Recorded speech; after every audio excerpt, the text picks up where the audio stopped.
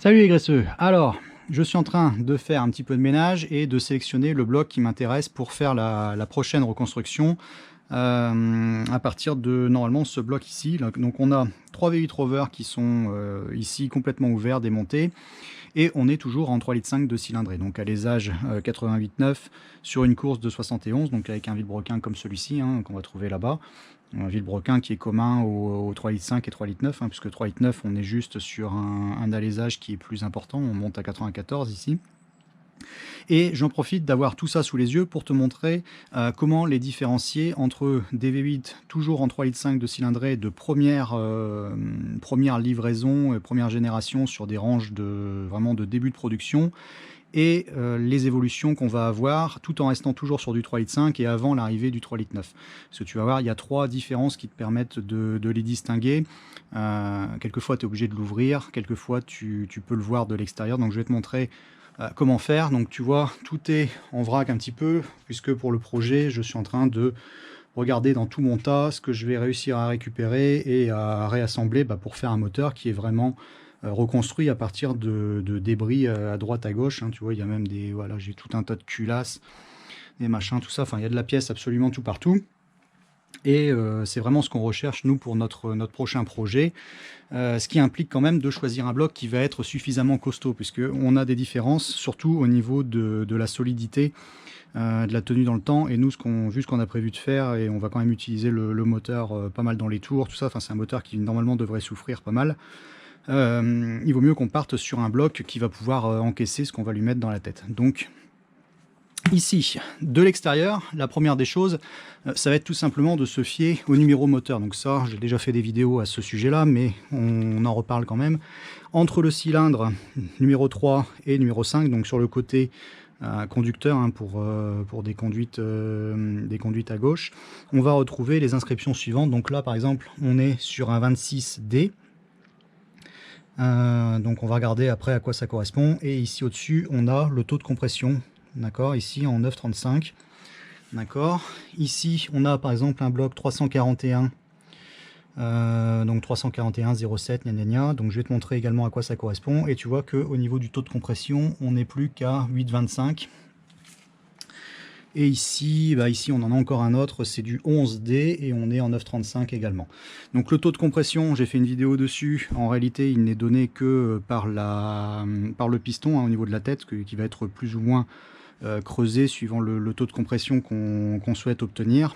Mais donc c'est pour ça qu'il ne faut pas uniquement se baser sur des inscriptions extérieures au niveau du bloc, puisque quelquefois on trouve des moteurs qui ont été quand même un petit peu trafiqué, refait, ou quelquefois il y a eu des échanges standards, ce genre de trucs, et on ne trouve pas forcément les pistons qui sont censés être les bons dans les bons blocs, puisqu'on est quand même sur des ensembles mécaniques qui ont des tours, qui ont des propriétaires différents. Donc si on reprend ici du 26D, du 341 et du 11D, on va regarder à quoi ça correspond, puisque je t'ai sorti ma petite liste. Alors j'essaierai de te la remettre en description pour dire d'identifier les différents blocs. Donc du 341 ici en 8,25, donc on est bien bon au niveau du taux de compression, et c'était utilisé sur les ranges à carbu entre 70 et 83, tu vois. Après on va trouver un 26D, celui qui nous intéresse, il est là, donc sur les ranges. Alors, attends, t'as le reflet là. Voilà, le 26D sur les ranges avec une boîte manuelle en 9,35 à partir de 86. Donc on est bon, c'est ça, ouais. Et puis on avait un 11D également. D'accord, donc le 11D il est là. On est en 9,35 effectivement de taux de compression, utilisé sur les ranges de 70 à 83. Donc tu vois là on est vraiment. Alors c'est un bloc qui est un petit peu particulier celui-ci, parce que 83, on est vraiment sur les tout premiers blocs qui vont être renforcés. Je vais te montrer au niveau des différences qu'on va pouvoir trouver au niveau de la fonderie. Et tu vois, c'était un modèle pulsaire. Donc le pulsaire, est-ce que je peux te montrer ce que c'est que le pulsaire? Le pulsaire, voilà, c'est ça. Le pulsaire, c'est ce genre de truc que tu vas trouver sur le côté au niveau des culasses. Alors celle-ci, c'en est pas une. Qui permettait de modifier, enfin de passer au niveau des normes anti-pollution. Voilà, quand les normes ont changé un petit peu. Alors t'inquiète pas, la culasse ici elle est complètement naze. Donc je la pose sur son plan, mais de toute façon elle est naze celle-ci.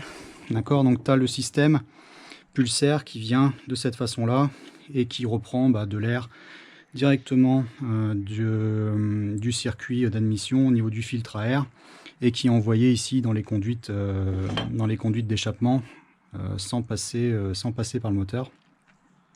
Donc bon, le plus souvent, soit tu les trouves toujours en place, mais tu vois au niveau du démontage ça se casse assez facilement, ou alors tu trouves quelquefois des bouchons en lieu et place, mais bon. Et tu peux avoir des autres culasses. Alors je vais te montrer par exemple sur celle-ci des culasses classiques où t'as pas le système pulsaire, tu vois, voilà. Donc t'as l'emplacement au niveau de la fonderie, mais t'as pas de filetage qui est fait comparé à ici. D'accord? Donc là il n'y a pas grand chose qui change, hein. Donc au niveau du bloc, que ça soit du pulsaire ou pas, c'était uniquement par rapport au type de culasse qui allait le coiffer. Donc tu te bases par rapport au numéro. Après, au niveau du carter frontal, une fois que tu as tombé pour la distribution qui est située ici, là tu as ton pignon d'arbre à cames, tu vas noter une différence au niveau de la fonderie, tu vois, on n'est pas sur la même architecture. Tu vas avoir des renforts supplémentaires sur les 3,5 litres de fin de génération, comparé aux 3,5 litres voilà, des premières générations. Donc même au niveau de l'extérieur, tu vois, on arrive à le voir. Au niveau de la fonderie, tu n'as pas la même finition. Tu vas avoir une grosse différence après au niveau de la vallée centrale, là où tu as normalement ton arbre à cames central avec tes poussoirs. Voilà, donc la partie ici sur les blocs de seconde génération, tu vas être beaucoup plus épais ici sur cette partie qui va relier tes rangées de cylindres entre ton conducteur et ton passager, en comparaison de celle-ci, tu vois, où tu es beaucoup plus fin au niveau du centre. Donc voilà, ça c'est une différence aussi, mais qui nécessite d'ouvrir au niveau du joint en V que tu vas trouver en dessous du collecteur d'admission. Donc souvent ici en modèle carburateur, donc tu vas trouver ça. Voilà, donc là ça nécessite quand même d'ouvrir au niveau du moteur. Et je te parlais de ce bloc là en 11D parce que celui-ci, tu vois, c'est un bloc normalement, à mon avis, il vient d'un range de 83, mais on est déjà sur un bloc qui est bien épais ici, au niveau de cette partie-là de la fonderie. Et la dernière différence que tu vas avoir, ça va être au niveau des paliers de Vilebrequin. Alors là, ici, ils sont en place. Là, ici, ils sont retirés. Je vais te montrer la différence. Tu vas avoir... Bon, on va choisir déjà deux paliers différents. Alors, je vais prendre celui-ci, puis je vais prendre celui-là. Je vais te les mettre côte à côte pour que tu vois bien la différence. Attends, on va se mettre là. Alors, là, tu as un palier pour les blocs de première génération. Et ça, c'est un palier pour les blocs d'après. Donc, si je les superpose, tu vas regarder. Et tu vas voir qu'il y a une différence au niveau de la fabrication. Voilà, on n'a pas la même hauteur. On va pas avoir le même guidage au niveau des paliers quand on le met en place, puisque même à l'intérieur du bloc, on va avoir des différences. Tu vois, donc là ici les paliers sont mis en place. Alors attends, je vais te les pencher un petit peu, que tu vois bien la différence. Hop. Attends, que je l'abîme pas parce que j'en ai besoin celui-ci. Voilà. Alors, comment te repérer? Tu regardes surtout ici au niveau du palier central, tu vois, tu vas avoir beaucoup plus de matière à ces endroits-là. Par exemple ici sur le palier numéro 3, tu vois ici tu es vraiment plein. Et là tu vas avoir une partie un peu plus creusée, tu as moins de matière. Tu vois, sur ces blocs ici, les blocs de première génération, en comparaison de là, tu vois.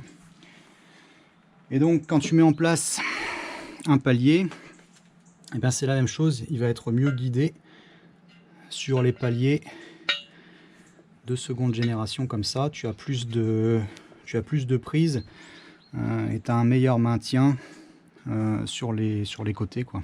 Un meilleur maintien latéral. Alors que tu vois ici, c'est pas la même chose, tu vois. Tu as vraiment un palier qui est moins bien tenu. Et donc c'est pour ça que moi, au niveau du choix du bloc, on va partir sur ce bloc-ci parce que il va être capable d'encaisser normalement plus de puissance et puis surtout le fonctionnement qu'on va en exiger. Donc on parlait dessus, ceux-là ils étaient utilisés par exemple sur des 3,5 litres à injection avec les injections flapper. On utilisait ces blocs-là, tu vois. Après, bon, des casses, moi j'en ai déjà vu quand même, hein, des casses au niveau du bas moteur, mais c'est vraiment qu'au niveau de l'entretien et tout ça, c'est des moteurs qui avaient vraiment passé des points d'entretien qui n'avaient pas été faits du tout, il n'y avait aucun suivi, et puis ils étaient vraiment matraqués par les utilisateurs, et puis à la fin, ça finit quand même par lâcher. Chose que j'ai encore jamais vue pour le moment sur ces blocs-là. Même en 3,5 litres, sachant que sur les modèles suivants, alors pas les 3,9 litres ni les 4,2 litres, mais sur des 4,6 litres, tu vas avoir des paliers qui seront encore mieux guidés, puisqu'ils sont cross-bolted, hein, si on le prononce à la française. En fait, tes paliers, tu vas avoir des paliers qui sont encore beaucoup plus gros ici, et tu vas avoir quelque chose, tu vas avoir un trou ici sur le côté, pour dire de venir reverrouiller ton palier avec des vis en latéral. Donc tu as un palier qui est tenu par 4 vis à chaque fois, et tu multiplies par le nombre de paliers par 5. Donc là sur des 4,6 litres et tout ça, tu es vraiment bien maintenu.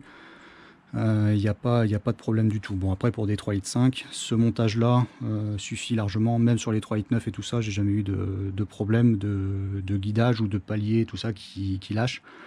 C'est pas le cas. Voilà, donc les trois moyens de te repérer. Moi je vais partir sur ce bloc là pour ma prochaine reconstruction. Donc on se revoit bientôt, petite vidéo vraiment parce que j'avais l'occasion d'être dedans, et puis je vais remiser ce dont je n'ai pas besoin pour des autres reconstructions, et puis je sélectionne celui-ci, et je vais continuer de nettoyer et sélectionner les pièces qui m'intéressent dans tout mon tas. On se retrouve bientôt. À plus les graisseux. Moi je vous mets je vous ferai une copie, enfin je me débrouillerai, je vous mettrai ça pour vous repérer, parce que vous avez également les références pour les blocs en 3,9 litres, 4 litres, 4,6 litres, tout ça, qui ont été montés quelquefois sur les Morgan. Il y a des références de chez TVR aussi, donc normalement il y a à peu près tout. Enfin, il en manque toujours un petit peu parce que c'est très dur d'avoir une liste vraiment complète, mais le principal est là. Allez, à plus, ciao.